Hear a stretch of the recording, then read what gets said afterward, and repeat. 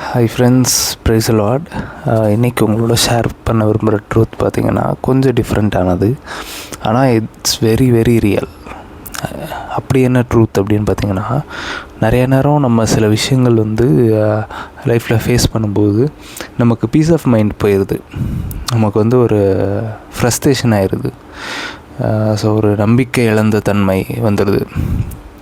So இதை பற்றி Jesus என்ன சொல்லியிருக்காருன்னு பார்த்தீங்கன்னா, மத்தேயு 16:24-25 ஒருவன் தன் ஜீவனை இரட்சிக்க விரும்பினால் அதை இழந்து போவான், ஆனால் என் நிமித்தம் தன் ஜீவனை இழந்து போனால் அதை இரட்சித்து கொள்வான், அதை கண்டடைவான் அப்படின்னு சொல்லியிருப்பார். ஒரு பயங்கரமான ட்விஸ்ட்டு இந்த வசனத்தில் இருக்குது. நிறைய நேரம் நம்ம ப்ரொடெக்ட் பண்ணிக்கிறதுக்காக செய்கிற சில விஷயங்கள், எமோஷ்னலி சில விஷயங்கள் நம்ம ப்ரொடெக்ட் பண்ணிக்கிறதாக சில விஷயங்கள் பண்ணுறது we actually lose our life அப்படின்னு சொல்லி ஜீசஸ் சொல்கிறாரு.